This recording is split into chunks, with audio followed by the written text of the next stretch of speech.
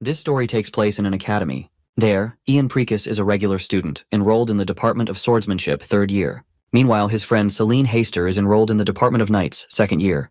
Then there's the third guy, Leto Ainstern, who is also in the Department of Swordsmanship, 3rd year. Being average academy students, the biggest worry for them is the usual stuff like low grades, exams, and all that student stress. To forget about all of it, Ian and his male friend rely on a little bit of booze. After having a good time with his friends, Ian heads back and falls asleep.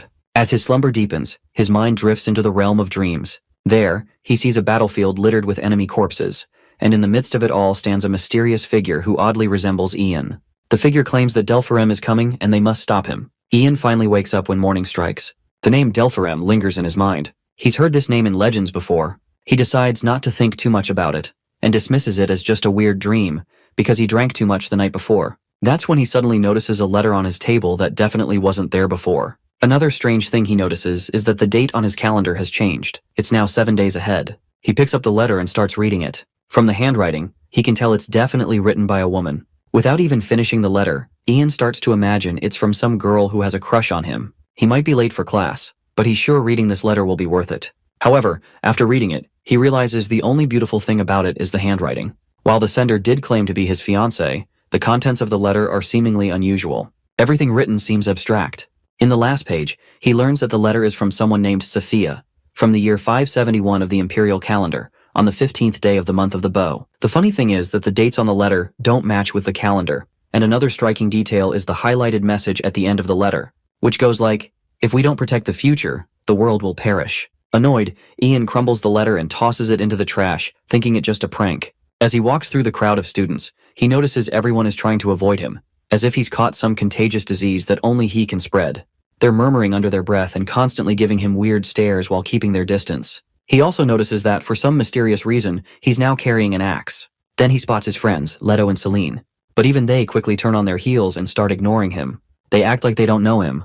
Ian calls out to them, wondering if they can't see him or if they're just trying to ignore him. Leto suddenly begins to examine Ian closely. As far as Leto remembers, something about Ian was different just yesterday. Meanwhile, Ian has no idea why everyone is treating him so weirdly, and he wants answers. After a thorough examination, Leto wells up with tears of happiness and tries to hug Ian. Ian is even more lost now and demands clarification. That's when Celine reveals that Ian had been possessed by something strange the entire past week. This comes as a huge shock to Ian because, as far as he remembers, the last thing he did was say goodbye to both of them the previous night. So how in the world did an entire week pass? Upon hearing this, Celine realizes that Ian doesn't remember anything from the past week. They're annoyed because he's been treating them like servants this whole time, and now his reputation is ruined because of his awful behavior. They even considered taking him to an exorcist if he hadn't threatened them with an axe. Speaking of the axe, Ian curiously grabs it in his hands, completely confused about how it even ended up there. His friends quickly get hit with PTSD from the past week and just tell him to put the axe away. Meanwhile, all these brutal truth bombs start to weigh heavily on our boy. The fact that he was possessed by an evil spirit doesn't sit well with him. What makes it worse is that he doesn't recall being near any dangerous places or objects, so how could he have been possessed out of the blue? He starts to entertain the idea that it might be connected to that nightmare he had last night. His friends are relieved that whatever possessed him is finally gone, and thankfully it's gone before Ian could cause any more trouble than he already has. Hearing this, Ian curiously asks if he did something terrible. They agree that he did do some pretty terrible stuff. In fact, it was so crazy that he might not even be ready to hear it. He beat the 2nd year's top student. Yes, you heard that right. Ian defeated the 2nd year's top student, the very student hailed as the youngest aura expert. The same student who's been referred to as the monster swordswoman among the 2nd years. Her name is Saria Yurdina. Ian is literally struggling to believe he beat that monster of a woman. As if that wasn't enough, Celine reveals that the defeat he handed her was so bad and humiliating that she had to be hospitalized for an entire week. Ian starts questioning what kind of evil spirit possessed his body to make that happen. Well, they're not sure either. But Celine reminds him that that's all in the past now, and they need to focus on the present. She asks him what he plans to do about his swordsmanship class today because, today, he's supposed to face that very monster woman once again. The scene then transitions to the recent past, where Syria can be seen struggling against Ian. He's staring her down with those deadly glares, slapping her hard across the face and sending her tumbling backwards. He follows up with another brutal attack. Bro is beating the hell out of her, disregarding any offensive misogyny. The students around them are in utter awe. As far as they can remember, Syria was virtually undefeated until this moment. Even the 4th year students had a hard time defeating her, but Ian is handling her like it's nothing. Possessed Ian stands right in front of her, towering like the Sigma he has become. He finds it pathetic that, despite intentionally leaving openings for her, she falls for them and attacks without thinking. What's worse, she didn't even seem suspicious of the trap he had lured her into. In the present, Ian is dreading the fight ahead. Out of everyone, why does he have to fight Syria? It would have been fine if he were up against someone he could actually defeat. But now, he's about to face the Academy's unbeatable student, Syria Yurdina. Celine suggests Ian call it quits while he still has the chance. Meanwhile, other students start egging Syria on, telling her to give her best. They recall how badly she lost before, but she's still determined to fight and won't let it go. The professor always covers for her because she's strong, which is why she's under so much peer pressure. She wants her name as the strongest swordswoman to keep flourishing. The teacher decides to commence the match. But before doing so, he reminds everyone that this match serves as a substitute for their class, and it will affect their grades. Well, that's not a good sign for our boy. While he had no problem getting defeated, the thought that this could affect his grade is enough to make him dread the whole thing. He curses the evil spirit that possessed him. Syria is a top student, so losing a few marks shouldn't hurt her, but if Ian fails this class, he'll end up living with his parents like a NEET, something he does not want in his life. As soon as the battle begins, that feisty lady launches an attack at him, and that single hit sets him flying through the air. He crashes down hard on the ground. Just this single attack is enough to make Ian realize that he's doomed. Even if he tries to keep the battle going, he's going to end up in the hospital. But still, Ian knows that if he gives up now, looking miserable, Syria will never acknowledge the battle and will demand more. So, he stands up, and as he jumps into the air to strike, he notices how much lighter his body feels, and his movements are much more precise. This only makes him curious about what could have happened to him when he was possessed. Meanwhile, Syria notices a weak spot in Ian's defense and knocks his sword out of his hand before it can even harm her. For a moment, Ian had thought that he might win this match after sensing that power boost, but it seems it was just wishful thinking. Syria, meanwhile, is curious to know if the weak spot in his defense was intentional, because last week Ian brushed her aside so effortlessly, like he was toying with her. He had always given her openings on purpose. Ian, on the other hand, is just pissed to hear all this crap about last week. His strange response only serves to irritate Syria, because it was his fault that she became a laughingstock, and he is still taking her lightly. So, out of frustration, she comes crashing down on him. But Ian is already prepared to block the attack. He can tell that both his kinetic vision and reaction speed have improved drastically. At this point, it wouldn't be a stretch to say that he can match her in this duel. As the battle continues, Ian adapts, keeping up with every attack she throws at him, though he's getting tired from her relentless assault. Meanwhile, Syria replays the words Ian had told her last week. Don't charge in just because you see an opening. Assume it's a trap. This is the very reason she wanted the duel, so she could prove herself. But to her, it seems like Ian is doing awful on purpose. So she charges at him again, determined not to relent unless he goes full out this time. Ian prepares to give her what she wants. Since his strength has definitely grown, he's confident he can take her down. But Syria is intentionally making a lot of unnecessary movements. The fact that possessed Ian told her not to fall for the openings has really got to her head. Their battle continues, and after a while, Ian decides to quit. He feels he's shown enough to satisfy her desire for a fight, but the little display of power Ian has showed only fuels her determination to fight even more. Now that Ian has gotten serious, she is also ready to show him what she can do. She leaps into the air and comes crashing down, and Ian ends up taking the hit. As he lies on the ground, the teacher starts the countdown. If Ian does not get up before countdown finishes, he'll lose automatically. Meanwhile, Syria is completely agitated that Ian took that hit on purpose, just to finish the battle. She makes it clear that she won't let it end like this. She's ready to request another duel if things go like this. Even if he refuses or skips class, she'll keep challenging him again and again. It will go on like this until she makes him taste the same humiliation of defeat she felt back then. Meanwhile, Ian is just annoyed by the fact that he has to deal with all this crap he doesn't even remember doing. He's not sure if she should treat him like some kind of arch nemesis just because he defeated her in a duel. In any case, he manages to get up before the countdown runs out. The teacher gives him the option to withdraw if he wants to. But Ian isn't willing to withdraw, so the teacher decides that the duel will continue. Syria is glad to see him make this wise decision, as it wouldn't have been appropriate to leave things unsettled like this. Ian gives her a sassy smile in response because, honestly, he's looking forward to settling this once and for all. In fact, he's fired up. He's eager to rip that shitty pride of hers to pieces, just like he did last week. Syria takes the opportunity to strike first, but Ian counters and literally grabs her sword with his bare hands, tossing it away. He then raises his own sword in order to finish the job. But before he can land that blow, he notices Syria trembling, seemingly vulnerable. This falters Ian, and he stops mid-attack, doubting whether what he was about to do is even okay. He's not sure why he's so worked up about this at all. Even if he humiliates her again by defeating her, it won't solve anything. The situation will just repeat itself. It's not about winning. It's about understanding the issue at hand. So, instead of continuing the attack, he flicks his finger and gives her a sweet poke on the head. Syria takes it the wrong way, beginning to think that Ian is trying to humiliate her after winning. But Ian questions why she's even trying so hard to win in the first place. In response, she says that winning is everything to her. If she loses, she'll just be a laughing stock. Ian tries to give her some motivational advice, reminding her that what others think isn't important. Losing one match won't change what people think of her that much. And no matter what others may say, the effort she's put into honing her swordsmanship won't disappear just like that. He acknowledges that being clowned by others just because of a defeat does hurt. He then shares the kind of pathetic life of defeat he's been carrying all this time, so he knows better than anyone that there's no point in taking others' selfish words to heart. Even if she loses once and others laugh at her, nothing will change. She does admit that she felt pathetic and started to believe that her swordsmanship is useless because she lost one duel. This encounter has taught her a lot, and for that, she's very grateful to Ian. Everyone in the crowd is utterly bewildered to see Saria finally concede defeat. This means that Ian has won twice against a top student. The teacher also announces Ian as the official winner of this match. Saria, on the other hand, is so motivated by Ian. She now wants to walk her own path, no matter what others say, just like senior Ian taught her. After a few days, we see Ian once again getting weird stares from other students. It looks like he still needs to figure out how to handle the unwanted attention he's been getting.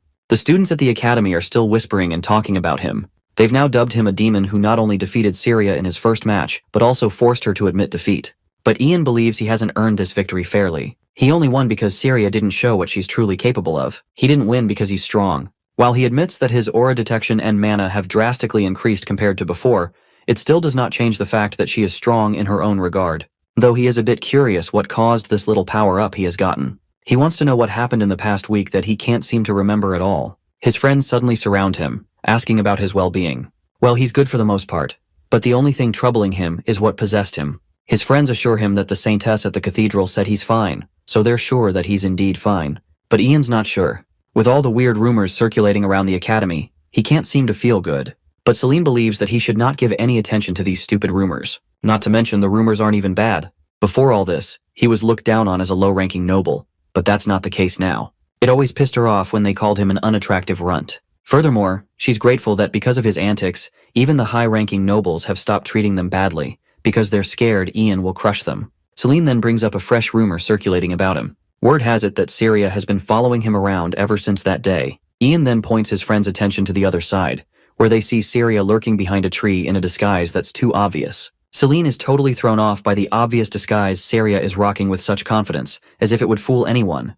Besides, why in the hell is she following Ian after getting her ass whooped twice by him? Ian reveals that it's been around 5 days since she started lurking around him, and he is not sure what he should do about her. His friends then tell him to go talk to her since she's been going crazy just to talk to him. Finally, he approaches her. He already knows she's been following him, so he asks if there's something she wants to get off her chest. He's willing to listen. The girl looks demure and innocent. She's surprised as well as panicked that Ian has been able to see through her disguise. Anyway, she gets to the point and, panicking, requests his guidance on how to get stronger. The first thing Ian notices is how polite she's become ever since their last duel. Anyway, he's not sure what he's supposed to teach her. If it's about morals, that's a different story, but there's nothing he can teach someone stronger than him. But more importantly, he's glad he finally got his normal life back, and he really doesn't want to get involved with her. So eventually he refuses her request, though he reminds her that she's already powerful enough. The reason he won twice against her wasn't because of his skills or anything like that. It was because she simply let her guard down. Honestly, the only reason he won was because of sheer luck. But Saria believes that luck is also a sort of skill. She insists once again. She doesn't mind if he can't do it for a long time, as it would be more than enough if he helps her until the hunting festival. The mention of the hunting festival catches Ian off guard, because that ridiculous letter he received also mentioned something about the hunting festival. There were a lot of accidents during the hunting festival that year. Emma, from the alchemy department, went to gather medicinal herbs when she was suddenly attacked by a mysterious monster and was found with her stomach ripped open. In that case, he decides to focus on the mission at hand, but before leaving, he lets her know that if she wants to get stronger, she should ask Professor Derek to teach her, not him. As he runs away, his friends ask where he's going all of a sudden, to which he claims that he just remembered something else that requires his utmost attention. While Ian doesn't believe anything written in that letter, the fact that his friends' names came up in it bothers him. Later, he finds Emma in the alchemy lab, and the reason he's visiting her is that he's sure she must have some answers about his situation. A few days later, we see Saria practicing swordsmanship under the guidance of Professor Derek. He commends her for her fluid motions and can tell she's improving. As long as she remains diligent, she'll be able to create a well-rounded aura by the time the hunting festival comes. He's also glad she reached out to him for guidance, which he finds rare. The meek girl excitedly reveals that it was Ian who suggested she seek Professor Derek's guidance, and she doesn't regret it at all. She then decides to leave, as it doesn't look like she can learn more than what Professor Derek has already taught her. As usual, her bluntness catches poor Derek off guard. By now, even he can tell she's literally devoid of any social skills. Until the next class then, she proceeds to leave. The teacher then suggests she doesn't need to rush, as he's sure she'll massacre the competition by a large margin. He then decides to give her a hint since it's her first hunting festival. He reminds her to familiarize herself with the terrain and monsters of the southern forest, where the hunting festival will be held. He's sure her upperclassmen have already started doing so. She then questions him if there are any stronger monsters in the southern forest, to which the teacher confirms that there are hardly any near the entrance. However, once she reaches halfway into the forest, she'll start seeing some very powerful monsters. In that case, she decides to try going deeper next time, though her teacher warns her not to go too deep on her own. Although students can take most of them down, there are records of terrible monsters appearing more frequently as the hunting festival approaches. We then learn about the origins of the gods. At the time of creation, the heavenly god Ars was born alongside light, and with darkness came the evil god Omelos. Together, the heavenly god and the flow of time created the universe, establishing the law that time flows from the past to the future. If this law were ever overturned, the world would be thrown into chaos. Thus, the heavenly god firmly preserved the order of time by placing several restrictions on it. If there is any being capable of defying this order, it would have to be an enemy of the heavenly god, someone immensely powerful, someone like Delphilm. We then cut to Emma, who is trying her best to make Ian understand this lore, but it's all just going way over this goofball's head. She's annoyed that he's not even putting in the effort to understand what she's explaining. He was the one who woke her up while she was sleeping after pulling an all-nighter and demanded an explanation. But now he's barely listening. Not only that, but he came in and slammed the door open after not seeing her for a whole month. This guy seriously needs to learn how to treat others.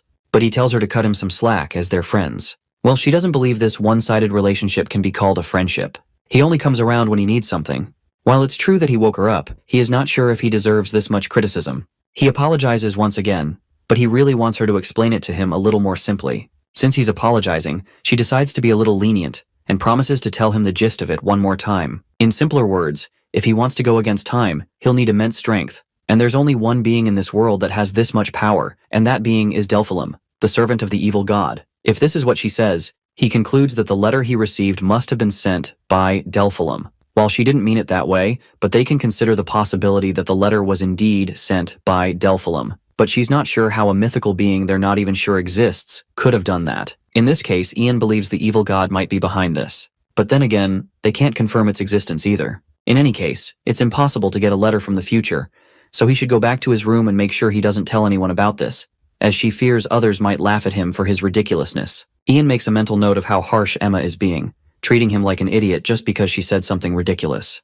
Then again, he must be just as crazy for believing that he actually received a letter from the future. Before he leaves, Emma hands him a set of potion bottles, revealing that they are presence-erasing drugs, her latest invention. She encourages him to test them out and see if they work. The goofball in Ian gets excited at the thought of such a lucrative product. He imagines himself becoming completely invisible after drinking the potion. However, Emma quickly bursts his bubble, explaining that the potion does not make him invisible, it merely suppresses his presence. In any case, Ian eagerly pops open a bottle and chugs it down, only to be met with an absolutely foul taste.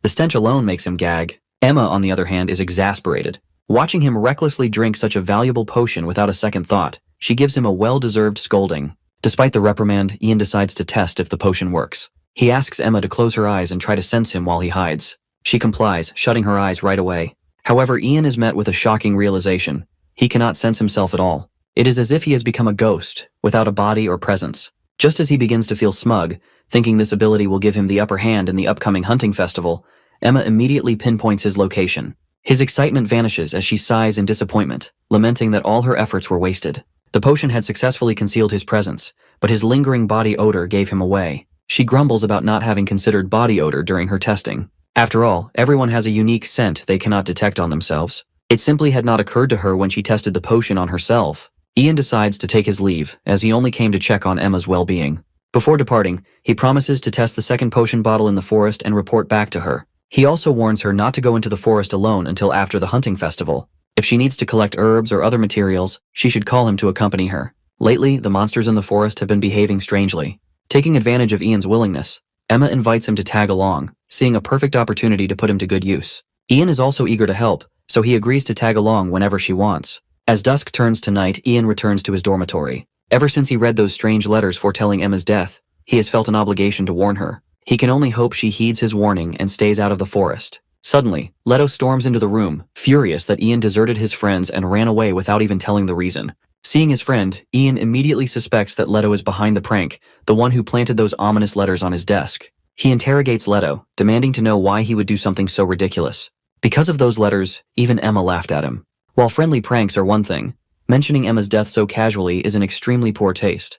But Leto is genuinely bewildered, having no clue what Ian is talking about. Switching topics, Leto asks how Emma is doing, since Ian met her today. Ian reassures him that she is fine. However, the scene shifts to a chilling reality.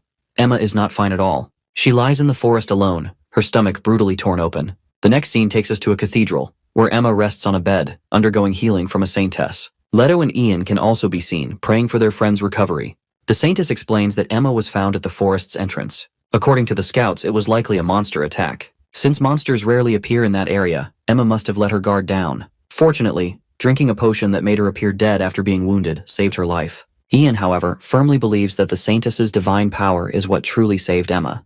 But the saintess regretfully informs him that her powers are not all-powerful. If the cathedral were to receive a valuable offering, they could perform a miracle. Ian reminds her that Emma comes from a family of herbalists who do not have the resources for such an offering. The saintess clarifies that the offering is not about monetary value but rather the difficulty of obtaining it. Unfortunately, she advises them to prepare for the worst. She also reveals that Emma's father is on his way to see his daughter. She understands that it will be difficult for Ian to explain what happened, so she offers to handle it herself. He is free to return to the academy, but Ian refuses to leave. He was the last person to see Emma before the tragedy struck, and he is prepared to explain everything to her father.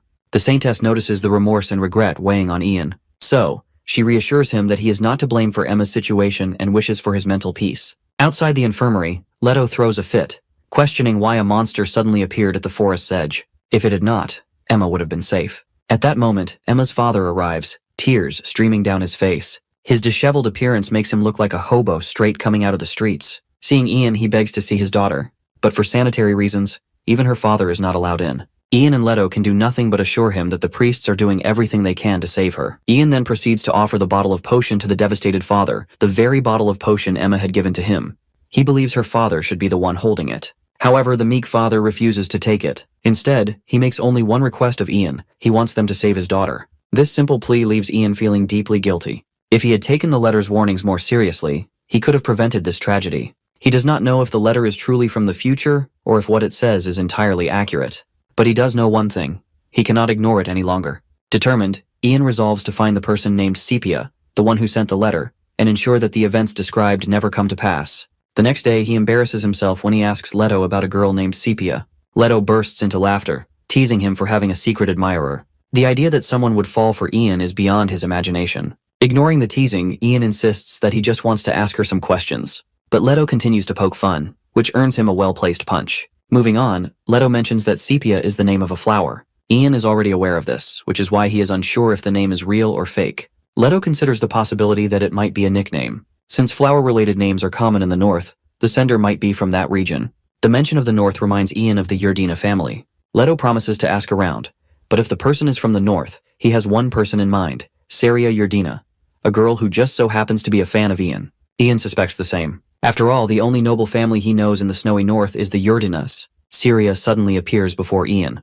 offering him a pouch of gold as compensation for teaching her. Ian literally has no clue what compensation she means. She reminds him that she had once asked for his guidance and later realized it was rude of her not to offer something in return. Ian insists it was not rude at all and refuses such an excessive reward. He wonders why she is so desperate to train with him. Saria explains that she wants to learn from the one person she cannot defeat. But Ian reminds her that he doesn't have the ability to teach someone as talented as her. He believes she has the potential to rise even higher on her own. Saria acknowledges this, but she doesn't want to miss this year's hunting festival because she won't get another chance. The mention of the hunting festival reminds Ian of something crucial. The letter said that Sepia also participated in this year's hunting festival. Because of that, he finally decides to train with her. Internally, he believes that the hunting festival might be the key to finding out whether Saria is Sepia. Thus, he starts training with Saria. And while he hasn't yet figured out if she is truly Sepia, he has learned a few things about her. The first thing is that she has zero social skills. She has the nickname Rude Yerdina, but not because she intends to be rude, she's just terrible at interacting with others. The second thing is that Saria doesn't understand the concept of rest. Ian has heard that high-ranking nobles often train relentlessly, relying on healing potions to recover, and Saria is definitely one of them. At one point, Ian suffers a terrible bruise, yet she still insists on continuing the practice, arguing that it can be healed with a single potion. But Ian reminds her that potions may heal injuries, but they don't remove the tension and fatigue in his joints. That's why people pace themselves during training sessions. The other day, she mentioned that this year was her last chance. Curious, Ian asks what she meant by that and what exactly is causing her distress. Syria reveals that there is someone in their 4th year whom she desperately wants to defeat. She's afraid that once they graduate, she won't get another chance to spar with them. But Ian reminds her that she can always ask for a spar even after they leave school. But Syria explains that the longer time passes, the less likely it is to happen. In her family, if a junior challenges the head of the family, they are exiled immediately. And since that 4th-year student is her sister, Delphine Yerdina, this hunting festival is her last chance. Delphine is her half-sister and the future head of the family once she graduates. That means Syria won't have another opportunity to fight her after graduation, because the only place where a direct bloodline and a subsidiary bloodline can compete equally is within the academy. Syria vividly remembers the memory of her defeat. Her sister had changed the rules and manipulated them to beat her. She was impressed that she could hold her own without acquiring any allies, even looking down on her. Her sister has the support of Yerdina, so she had no support of her own, and that became her downfall. Ian looks at her with his kind eyes, giving Syria the impression that maybe, just maybe, she could find an ally in him. She thinks she should be bold enough to ask him out. Forwarding to the next scene, there's the hunting festival, an event most beloved by Emperor Aeolus. It's one of the main events featured at the academy, a competition to determine the most capable hunter, the one who can take down the strongest magical beasts. These beasts reside in the southern forest, the main location for the event, and they're intentionally allowed to roam free for the purpose of the competition. Also, the mysterious messenger Sepia is supposed to take part in this festival. Then there's Syria, whose connections will strengthen with Ian during the festival. At least that is what the letters implied. He still doesn't get why it has to be him or why he's connected, keeping him in a pensive state. Celine hurries up to him in a rush, wanting to go together. She calls him an idiot out of nowhere, arguing that he obviously wouldn't want to team up with Syria after humiliating her. Even though Ian tells her that they reconciled, Celine finds it weird that Syria has been following him for the past few days. Ian thinks it's nothing more than her own curiosity, as Syria has stopped doing that. Celine finds it uncomfortable and irritating that he's simping for Syria to this extent. Bro squeezes her face like he's Gordon Ramsay making an idiot sandwich. Celine's speechless in embarrassment, before he casually asks if she changed her perfume. Still flustered, she tells him that it's the scent of her facial cleanser. Ian didn't actually care, he just wanted to change the subject. Dude is a gaslighter pro max. Anyway, Celine is curious to know if he's got any clue on the kind of exercises they'll be doing. Ian guesses that it'll be exploration in the forest for the most part. He's really hoping they don't encounter any magical beasts, and in a normal occurrence, that would be the case. However, according to the letter, a magical beast attack is destined to happen, and with the right reaction, he could prevent severe casualties. It's a short way of saying that many people could die if Ian fails to act. He's hell-bent on preventing that dark future at all costs, as he's the only person who knows about the warnings from the future to come. In the next scene, the instructor rallies up the students for an important announcement. He wants them to be aware of Emma's incident in the forest, putting her in the hospital. It's a strange occurrence for magical beasts to come up all the way to the entrance, where they've never been sighted before. The instructor wants them to be wary of an attack, and goes on to explain the second bad news. Since they're melee fighters, they'll face difficulty swinging swords around an abundance of trees. He wants them to stay sharp on their feet, as they're facing monsters who are used to their own territories. Even Ian remarks they'll be at a severe disadvantage. However, the instructor believes that any swordsman with the ability to materialize their aura could easily clear the forest without any trouble. He demonstrates his point, showcasing how even at a disadvantage, their blade will cut everything down. At the same time, that doesn't mean they're allowed to go crazy and ruin the environment. The environment will play a crucial role in determining the outcome of their fight, and for a swordsman, appropriate distance is critical. Their first exercise will be a practical one. The students will form pairs and then move freely during the exploration. He doesn't want them to venture to the center of the forest, and emphasizes that they should run back to safety if they feel endangered. The thing is, Ian knows that a large group of magical beasts will ambush them, which also means staying together in a large group of their own would be beneficial. But the thought of gathering people together in an event featuring pairs, that sounds difficult because no one would believe him. The only thing Ian can do is to inform the professor about the magical beasts right after their appearance. There's the chance that he'll be caught up in a battle, so our boy rejects Celine's advance and zooms right past Syria, inviting her to team up. Poor Celine freezes into non-existence, she took the L so hard. The exploration begins with Syria and Ian remaining in the safe area. No magical beast has appeared before them yet, which he remarks is a weird occurrence. Even Syria finds it strange, and she's even more capable at sensing magical beasts than him. Ian recommends taking a break, urging her not to lower her guard. They wait a while until the sun comes down. She's standing in front of him, looking all shy and curious. Syria has been meaning to ask, She wants to know why he asked her to team up. Ian casually states that they're friends and wonders if she doesn't see him the same way. Syria, blushing, questions if she should give him something in return for friendship. She's not used to gaining any friends, so she doesn't know how this goes. Ian is stumped when she offers him gold in return for his consideration. He clarifies that friendship is different from transactional relationships, and that friends are able to casually chat with each other without any payment.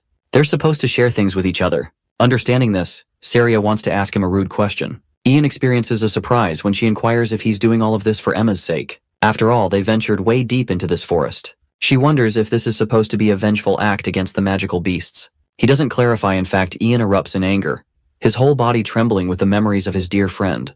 Ian tells her that he's not in it for revenge but to locate the magic beasts. Syria, horrified, asks if this is also a part of friendship. He thinks it's just a natural thing, and he's curious how Syria would behave if he were attacked by a magic beast. A determined Syria revolts that she would immediately take the monster down. That's similar to what Ian feels at the moment. The isolated girl is slowly understanding the meaning of friendship with Ian's actions. He clarifies that he's not in a rush or crazy enough to go in without any plan.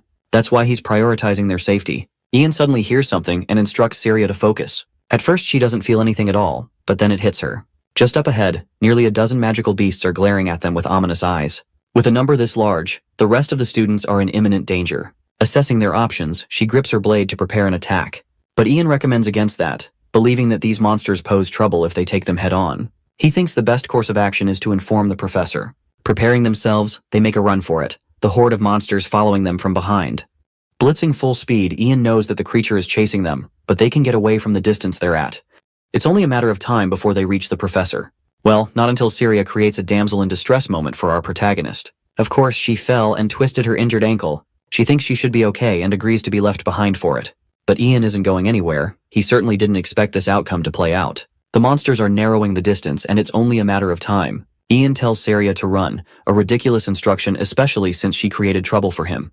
Ian wants her to keep the truth from her own friends. He dashes forward to confront the monsters. He knows the forest has grown silent, which means all the surrounding animals have already gone into hiding. Seizing the moment, Ian plans to ambush them using the presence-erasing vial. He drinks the liquid, remarking its filthy taste. The effects kick in, allowing him to navigate without worrying about the beasts trailing him. Unfortunately, it still doesn't eliminate his scent, so he blends in with the environmental scent by covering his body with soil and grass. With his scent masked, he fixes his intention on a good hiding spot. Preparing a trap, he lunges on top of a tree branch, prepared to face the bastards head-on. One of the creatures comes out of the shadows. The wolf's body exudes more powerful energy than an adult man. Without a doubt, he's facing a real demonic beast.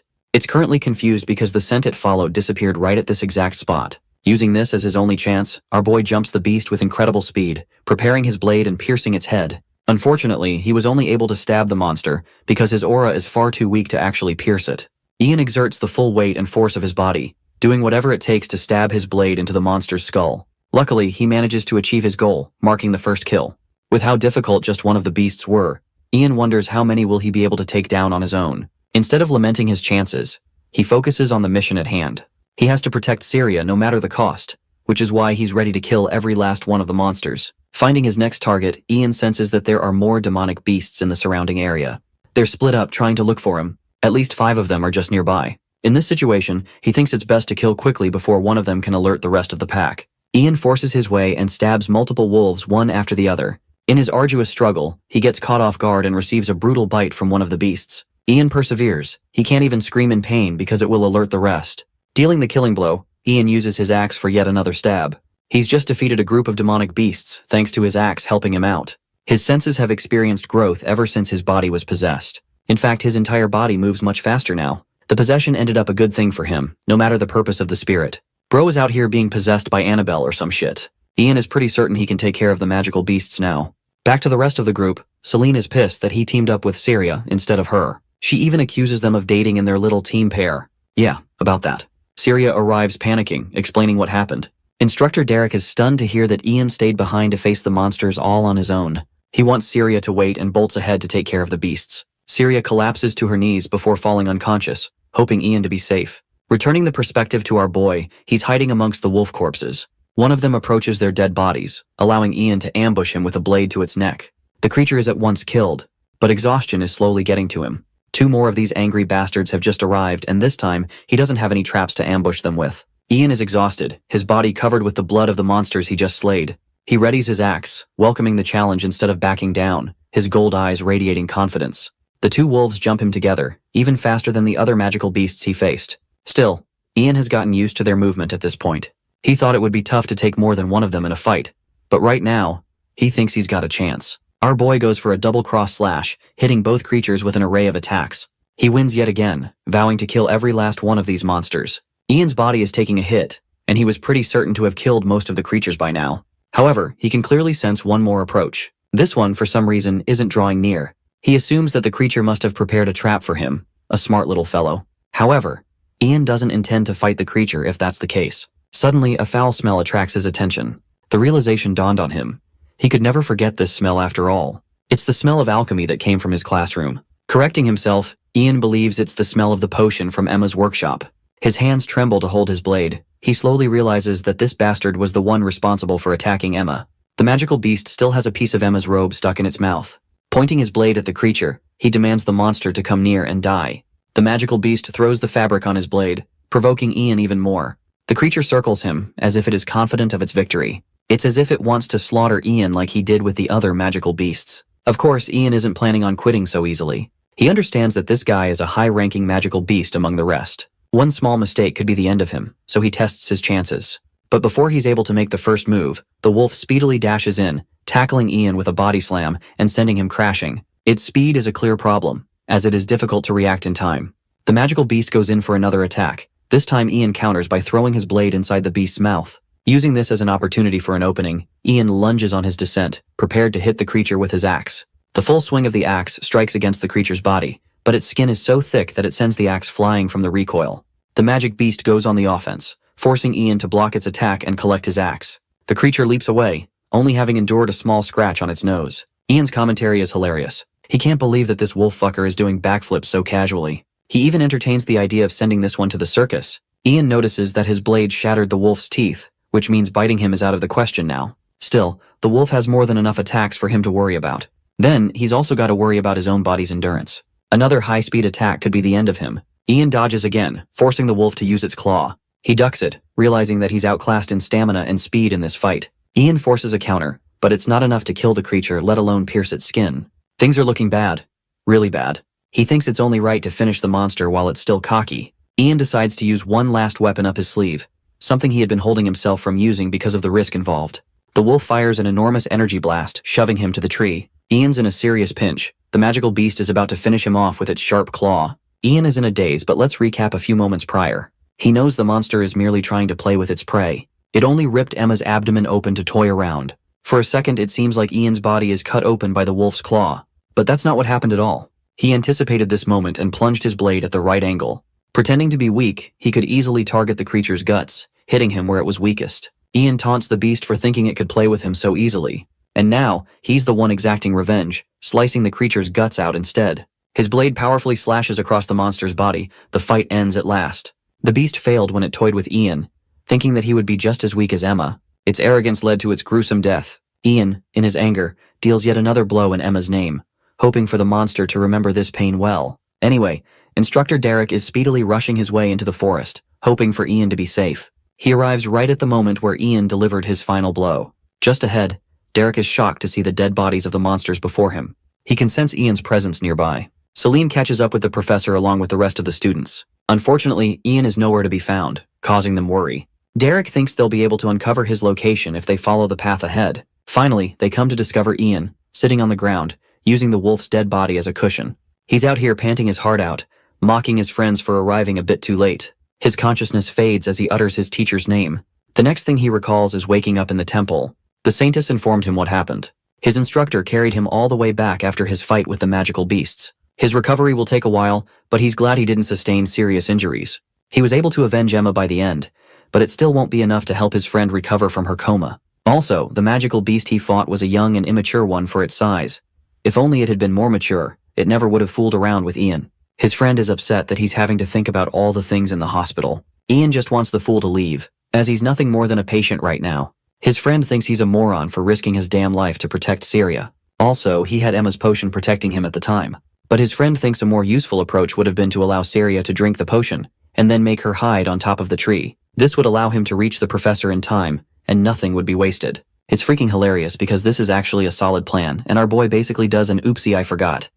Anyway, his friend is amazed that Syria's so close to him now. She was worried sick thinking about him near the temple. Ian wonders why she isn't just going inside the temple like any normal person would. Celine is next in line to pay him a visit. She tackles him with an embrace. The girl was worried sick for him. She bites his fingers for being stupid and prideful. Turns out that Ian has been given a reward for beating the magical beasts. It's a total of 70 gold. He holds his hand in pain, while Celine is out here acting like a cheap friend asking him to invite them for a good meal. Our boy is out here struggling in pain because she's clutching his injured hand. She wants to go to the restaurant specializing in magical beasts, serving the best drake meat all around. Ian thinks it's an incredibly selfish request when he's hurting like shit. Hearing that, Celine's face is reduced to disappointment. He apologizes while she continues to hug him. Her emotions take over as she sheds tears. She really thought he was a goner. Ian smiles, patting her head. He's not the type to bite the dust so easily. Dude is a persistent cockroach after all. Celine can't accept the fact that he's recklessly putting himself in extreme situations for no reason at all. Pointing out how Syria doesn't matter nearly as much as him, Ian counters, saying that he couldn't willingly let an innocent person die for his own safety. Celine finds him annoying. She openly confesses that he's single-handedly the most important person in the world to her. Oh dear God, that's the loudest I love you I have ever heard. And yet Ian still can't place a finger on what she means. They're both childhood friends, but it's mostly that. Okay, I know what you guys are thinking. This angle, that shot, this thing could have taken a very different turn very quickly. Celine begs him to take care of himself. She even grabs his damn hand, leaping on top of his body before holding his face in place. They're about to kiss when their friend cock-blocks the moment with his presence. It causes Celine to jump like a cat experiencing a shock. He doesn't feel half as bad for ruining their moment. Ian, on the other hand, he's out here feeling guilty. Celine has been nothing more than a younger sister to him, and bro does not aspire to become Diddy's successor. His friend points to Ian, believing that he should take care of Celine if he's also going to strengthen his ties with Syria. Bro is out here giving him dating advice because of how many bitches Ian is getting all of a sudden. Leto is actually kind of right. It's really because of Ian that both Celine and Syria's relationship experienced a shift for the worse. Let's hop over to see Syria's point of view of how things went down. For her own mistake, someone else had to take charge. Ian fought for her, and even reminded her of the value of friendship. When her instructor rushed Ian to the temple, she feared for his life. Her actions nearly got him killed. A senior risked his life for her, and in the past, she wouldn't have been able to understand why. Syria's meditation was often interrupted by the man himself. Ian wanted to accompany her for something else. She admits that he's the first person who treated her nicely despite her troubles. He never said anything back even after her inconveniences. It's as if she does not feel afraid to be herself around him. That's why she's certain that she does not want to lose him. She understands a small fraction of what he felt when he took on those magic beasts for her. Just like that, she doesn't want to lose Ian either. After all, friends will do anything to protect their loved ones. Syria musters the courage to pay him a visit in the temple. He's the first person who became her friend. Shy as ever, Syria asks if he's feeling alright. He admits that he's recovering well, relieving her worries. Ian is glad that she came to accompany him, as he's growing sick of the boring book Leto handed him to study for the upcoming exam. Syria, feeling guilty, asks if he's angry at her. Sensing her guilt, Ian answers that there's nothing for him to be mad about. It makes her beam with happiness, something he didn't expect. He assures her that there's nothing for her to worry about. He was just doing it for another friend. Also, Ian inquires about the bag she's holding in her hands, afraid she might have brought some payment for friendship again. Syria corrects him, stating that it's the reward money for defeating the magical beasts. She was tasked with handing him the reward. Ian opens the bag, stunned to find so many gold coins inside. He knows for a fact that this sneaky girl added more gold of her own. Ian insists that she take the extra amount back, as the life of others can't be bought with gold. Syria feels shy when she shares skinship with his hands. As if matters couldn't be worse, Celine pops out of nowhere and catches the two. She turns sour the second she spots Syria, shoving past her to ask for an update on Ian's condition. Our boy is horrified with the way Celine treated Syria. Syria gets up, realizing that she should take her leave. Celine openly calls her a rude bitch for being the one who landed Ian in the hospital in the first place. To this, Ian shouts at her for being extremely rude. Celine, ignoring his feelings, casually swipes away his worries. All she's thinking about is what they should eat after he gets discharged. It reminds him of Leto's warning. Ian tries to confront Celine, who doesn't care at all, and only focuses on their date to come. Syria exits the temple, feeling depressed. Her gloomy and slumping posture is noted by the rest of the students. Some of them want to pick her off and crush her while she's vulnerable. They hate the fact that she's noted as the top student. News of her abandoning Ian has spread like wildfire. Some of the students agree to come together and crush her completely. They bring this matter to Teen, who believes they're being reckless for catching beef with the Yerdina family. Only a single mistake could be their undoing. Their conversation is interrupted by a woman who seems to know something about Syria Yerdina. Lupin thinks she's being arrogant, but Teen stops him to hear her out. He's willing to hear what she's got to say. The girl pulls off her cloak, revealing that Seria's birth is a point of contention. In fact, they don't have to worry about the Yurdina family fighting back at all. In the next scene, Ian is visiting his dear friend Emma, who is still knocked unconscious. It's his fault for failing to believe in the warnings of the letter. 2 events have already come into existence, which means there's a seriously high chance that the magical beasts will also appear at the hunting festival to come. And since the warning highlights the word monster, they're probably going up against an even stronger threat. Ian is frustrated that he will be powerless to stop the threat on his own. His only option will be to seek the instructor's help. The Saintess interrupts his thoughts, surprised to encounter him here for a visit. Ian asks about Emma's condition, and learns that she's still being kept alive. However, there aren't any promised chances of her recovery. Ian points back to their conversation. The Saintess once mentioned that Emma could be cured, so long as a valuable offering could be made. He wants to know what she meant. She clarifies that an object with high divinity would be required. In usual circumstances, the remains of magical beasts are used. But they're hard to obtain, and it would be even harder for her father to obtain them. Realizing that he's got a shot, Ian asks if a high-ranking magical beast would be enough for the job. But unfortunately, even that won't be enough. She thinks an adult specimen of the species might be enough. Ian is glad to hear that. The Saintess confirms that Emma is at the brink of experiencing a miracle, so maybe she will recover on her own. Ian goes away, wondering if the monster that he's destined to face at the festival will be powerful enough as an offering. But it's not like he can beat the creature or anything, especially since he was nearly killed in his last fight. His one and only hope is his professor. Ian's steps echoed near the faculty halls. He burst through a door, pardoning his intrusion. Professor Derek was pleased to see the rising star looking and feeling better after the incident. Finally, Ian raised his concern about magical beasts that are stronger than the wolves that are showing up. He asked if the professor would deal with the problem when it comes to it. Professor Derek seemed dodgy. His student just posed a complicated question. He personally believed that no magical beasts stronger than the wolves would show up any longer. Ian felt frustrated. It already happened in 2 separate incidents. It shouldn't be too crazy to think that it can happen again, right? Professor Derek argued that those were isolated incidents with an extremely small chance of occurrence. You see, magical beasts can appear in any area with a high concentration of unrefined magical energy. That's why the Empire oversees places that overlap with human presence. That way beasts can't spawn. The exception to that service is the Southern Forest. They leave that area alone for the sake of the hunting festival. The Empire keeps the beast population to a certain level while preventing strong ones from appearing. Ian posited that a particularly strong one might survive. Professor Derek disagreed. As far as he's aware, strong beasts love fighting, and their presence is strong. It's practically impossible for one to survive without being noticed. But if one manages to survive, it must be because of a special ability. Besides, the hunting festival is a grand stage where you can see who can hunt the strongest beasts. A single strong beast showing up shouldn't be a problem. Ian felt disillusioned by the professor's careless outlook. He asked if Derek doesn't care if he doesn't care if the students get injured or worse. The professor doubled down on his stance. The purpose of the tournament is to hone students, and professors aren't supposed to interfere with that. What's more, overcoming unfamiliar crises is also one of the tournament's objectives. Seeing that he won't be able to rely on the traditionalist professor if something dire happens, Ian has no choice but to handle this thing on his own. By lunchtime, we see Saria Yordina gracing the cafeteria with her unearthly presence. But the crowd of students no longer sees her as a threat. They see her as a punching bag to throw hurtful insults. They had stopped for a while, but the bullying started yet again. This time, the Cretans are stepping out of line and hitting her where it hurts. They're hurling insults at her mother. The lack of one, to be more specific. Holding her lunch, Saria turned around to face the goons bothering her. They didn't seem intimidated or the least bit scared at all. Saria thought for a second and turned around. Whatever she wanted to do to them was not worth it. It's better to just ignore them and continue minding her own business. She can't waste energy on these people. The leader of the goons, Teen, took offense by being ignored. So, he rushed past her, deliberately bumping her from behind. With a forceful push, he made Saria tumble to her feet, dropping her lunch on the ground. As the plates shattered and the food was ruined, mocking laughter roared throughout the cafeteria.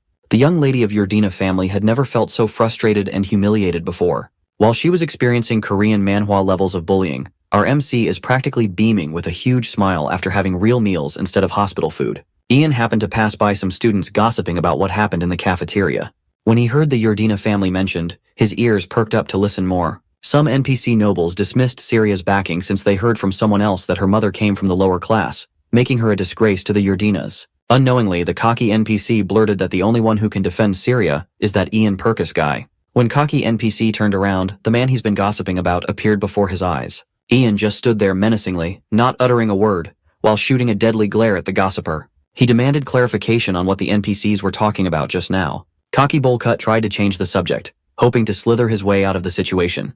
His goon mates had already left him alone with the big bad wolf. Ian held Bowcut's shoulders with threatening firmness, and the interrogation began. The devil has a lot of things he wants to ask. After extracting information from the pitiful NPC, Ian found himself in his next class, topology. All this stuff about areas and lines is not his strong suit at all. By his side, his buddy, Leto, took out a piece of parchment, hoping to cheer Ian up. It was an article regarding the Southern Forest magical beast repelling case. Ian Purkis, a third-year academy student, was credited for defeating multiple magical beasts in a harrowing incident. The article vividly described how he slaughtered 10 monsters, including one high-ranking one. It praised his achievements as nothing short of remarkable. Syria Yurdina was mentioned, too. The top student of the swordsmanship department was lambasted for abandoning a friend in danger. Reading that part made Ian mental. She was the one who sent Saria off. She had just gone to get the professor. The praise and the harshness of the article gave him a headache. Leto reckoned that the writers wrote it that way since it sells better. Think about it. The arrogant Yurdina runs away while a low-ranking noble defeats a high-ranking magical beast. It's a sensational story. There's no better gossip than that. Ian is worried that if he doesn't clarify things, horrible things might happen. Leto advises him to give it up since the princess of the ball, the one in charge of the paper, will never hear Ian out. She doesn't interact with poor people. That means changing the story is out of the question. Leto tried to convince him to just let it go and move on. Ian gets all the praise, while his new friend gets all the hate. It wouldn't be good for Syria.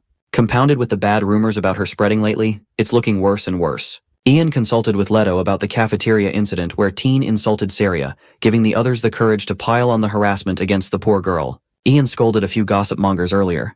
Those NPCs won't be a problem. By the looks of it, the group looked like they were second years, given their brown capes. Teen's group of third-year students and now the second-year students are participating. Leto feels as though something more sinister is happening. With so much harassment going on, there's a high probability that a mastermind is coordinating everything behind the scenes. Someone who can stir up public opinion to sow hate. While Teen might be a delinquent from a violent kingdom in the south, he's never had a high opinion of Syria. A noble from a frontier can't have that much influence. Assuming that someone is manipulating everything from the shadows, that someone must have an information network wide enough to dig up dirt about Syria's lineage. With that in mind, Ian formulated a simple but effective place. First, he'll destroy Teen and his entourage, then we'll proceed from there. Ian scoured the entire campus in search of Syria. By sunset, he finally found her. He approached her with a smile and checked if she was okay. He failed to notice the miserable state she was in. When he finally caught a glimpse of what happened, Ian's blood boiled. The beautiful young lady has been smeared with a red liquid all over her hair and body. In her eyes were tears of defeat. Earlier, she tried to come back to the cafeteria to have a meal after her first one was ruined. On the way, she came across some other goons blatantly talking shit about her. Once they realized the weak insults weren't working, they brought up her lower-class mother once more. Not knowing when to stop, the goons theorized that she might even have a different father, or she was just picked up off the streets. Syria was pushed to her limits. She tried to put up with it, hoping the harassment would die down, but that clearly wouldn't be the case. Seeing the rage on her face, the goons excused that they were just talking about some girl from the lower class. It's not their fault if the words hit close to home for anyone else. Syria Yurdina finally snapped and rushed her way to the bench where the goons were sitting. Unfortunately for her, this was all part of an elaborate plan. A trap. As soon as she stepped into the hidden trigger, her feet were planted into the ground with dig magic. She tried to shift her center of gravity to her other foot, only to become more unstable with one more dig trap. Seeing her lose her footing, stumble, and fall made the goons laugh like hyenas. One of the goons took out a bottle of wine, uncorked that thing, and poured the contents on top of the trapped Syria's head. They literally doused her with alcohol, bro. With a fiendish look on his face, the jackass noble goon celebrated her humiliation. Syria tried to remain level-headed. Normally, it shouldn't be possible to use magic without incantations. These bastards must have prepared this trap and waited for her to come back the whole day. As a result, they really got her ass. At that time, she had already taken the bait, so she entertained the idea of fighting back, but ultimately held herself back. In the eyes of her family, her mother is a non-factor. If she acted violently, it would only complicate things further. Ian strongly argued that she was well within her rights to whoop some ass back there. But those bullies were smarter than they looked. They made a public apology, calling it an accident. As for the insults, they never directly mentioned Syria by name. Had she acted hastily, those bastards would have been able to talk their way out easily. On the contrary, Syria would have just caused trouble for her family. Either way it goes, the young lady loses. Seeing, hearing, and feeling what she has to endure moved Ian. After a few minutes of emotional release, Syria wiped her tears away and thanked Ian for lending her an ear. No matter how many times she insisted that she was fine, Ian refused to let the matter go. She might be okay with keeping the status quo, considering what she has to lose, but Ian Purkis is not built like that. He's ready to be on demon time. He's not fine with this shit at all. The third years usually loiter around the back of the academy for their shady shenanigans. The goon that wind up Syria bragged to Teen that the girl couldn't even dodge his basic magic and tripped. It sounds like the idea of pouring wine on her was Teen's idea. They called it a luxurious shower she could never afford. Their little fucked up meeting was interrupted by the arrival of Ian Purkis. Without missing a beat, he confronted them about where the rumors about Syria's private life came from. The goons just laughed at him for playing the role of knight in shining armor. Seeing that these kids weren't taking him seriously, Ian jumped in with his knuckles, ready to be delivered. One punch was all it took to crash one of the goons to the ground. They looked at him incredulously. They can't believe that a low-ranking noble would dare lay their hands on a proper aristocratic noble. Before any of the goons could draw their weapons, Ian had already taken down one arrogant young master with a swift swing. He sent the guy tumbling to a random alley corner. From behind, one of the goons tried to punch him in a blind spot. Ian quickly responded by sending that sneaky bastard into the air. 2 down and more to go. He hasn't even broken a sweat yet. He never expected these arrogant pricks to spill everything right away anyway. He might as well have a little fun. He can just beat these kids up as much as possible until they're on their knees apologizing. Seeing as they're all holding swords, it seems like Ian had taken care of the only magic user in the group. Teen is the only troublesome opponent left. He's a legitimate top student in the 3rd-year sword department. Besting him would be tough, but there's no point in stressing over details now. Ian is locked in against whoever stands in his way. The goons finally decided to use their small brains and attacked in unison with each other. Seeing their movement, Ian smiled. Confident with his drastic improvement in terms of skill, he felt assured that dealing with some arrogant young masters shouldn't be a problem. Instead of waiting for them to enter his range, he rushed forward to bring the fight to them. Ian's sword was light and powerful, extremely tough to guard against.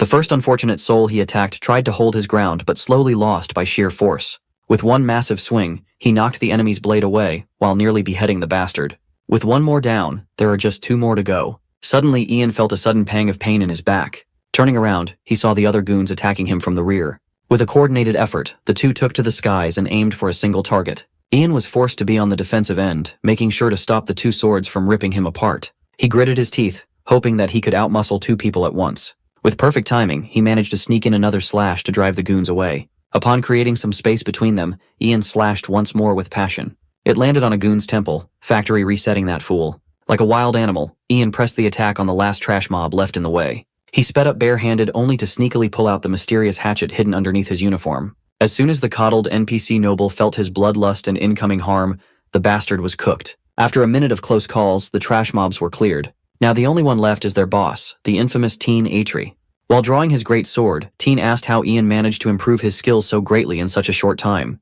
He mockingly asked if Ian received some miracle Yurdina drug when the 2 of them were training every morning. The sly bastard even knows his training with Syria. Teen has been spying on them upon catching his attention. Ian won against the Yurdina twice. It's only natural that Teen felt a bit threatened. He charged his massive blade with a flickering aura of light. When it comes to pure speed, he was in a completely different league.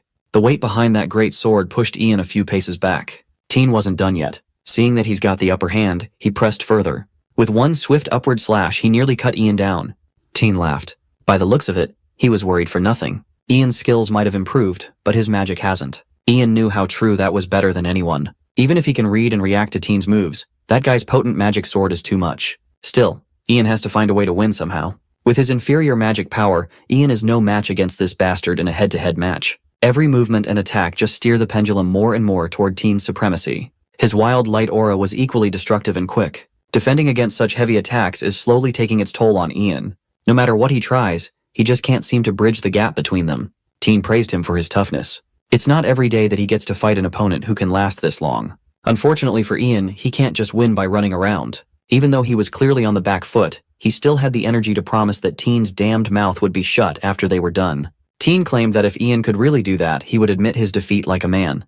You see, the men of the fierce Southern Kingdom are willing to bear the consequences of a fair duel. It's pretty rich coming from some asshole harassing Syria just because he can't beat her in a fair match. Excitedly, Teen charged forward, seemingly aiming for a kill shot. Ian focused and read the trajectory of the swing coming from above, but it turned out to be an effective feint. The magic great sword flashed like lightning and hit Ian from the side. The slash knocked the wind out of his sails. Ian was brought down to his ass. He had never fought someone with such lightning-fast speed. Teen chose this moment to ask Ian about something that's been bothering him during Ian's first fight against Syria. At that time, Teen saw him dodge an attack that was supposedly unavoidable. It was as if Ian bent reality itself for a quick moment. Teen must be yapping about the time he got possessed by that mysterious evil spirit. Logically speaking, only a master should be able to use spatial steps. Speaking of steps, Ian noticed that the ground in the area felt particularly soft. Surveying the ground, it was full of indentations gouged up from the fight earlier. Something clicked, and he finally figured out his only shot of winning. While he was having his breakthrough moment, Teen increased the intensity while seeking more information regarding Ian's bizarre technique. He looked like a berserker surrounded by lightning, but Ian kept on dodging with his clumsy movement. After getting out of Teen's massive attack range, Ian sheathed his sword back to its scabbard. Teen saw this and took it as an admission of defeat. He thinks Ian has given up, but our boy is just biding his time and waiting for the right timing. Like the inexperienced magic swordsman that he is, Teen took the bait and charged forth. After taking a few fast-paced steps, his feet dug into the soft ground. Taking the terrain into account, Ian calculated the precise angle to dodge without wasted movement. Teen slashed nothing but air. Vulnerable, he looked at Ian and saw a brutal eye staring him down while wielding a hatchet. Finally, Ian landed his first clean hit of the fight, and it shook Teen to the core. The attack landing significantly affected the arrogant young master's confidence. He tried to recover and reclaim the momentum, but he was a tad bit too slow. Ian Purkis blitzed him down to the ground, preventing him from even lifting his great sword. Ian savagely grabbed hold of the snotty noble's neck, putting him in a nasty chokehold. He demanded silence while raising the hatchet up, its dull side aimed at Teen's pretty boy face. He promised that he would shut this guy's trap earlier, and it's time to do just that. Teen was confused. He'd never encountered this kind of savagery in his life. Ian continuously pummeled his face with the dull end of the hatchet, beating him up with dull pains until he passed out from the pain. Ian's anger for the dirty bastards who dared to mess with Saria flared up. Scum like this, who shits on somebody behind their back, deserves everything painful. Someone like this spoiled noble needs to be smashed to a pulp to learn a lesson. By the time he was done with Teen, the handsome young master of the Southern Kingdom was barely clinging to life. Suddenly, the first goon Ian dealt with woke up to continue his posturing about being superior and all that BS. He claimed to be Lupin, the third son of the Empire's Count Raynella. While the arrogant rant continues, Ian simply sends his hatchet flying inches away from the brat's face. All that yapping and all Ian gathered was that there was another shit brain trying to get their head smashed to a pulp once more. At least now that one of the goons is awake, he'll have someone to properly interrogate about Saria's personal information getting leaked. Lupin finally realized that his words had no meaning here, and immediately snitched about the green-haired girl who told them about Saria's home life.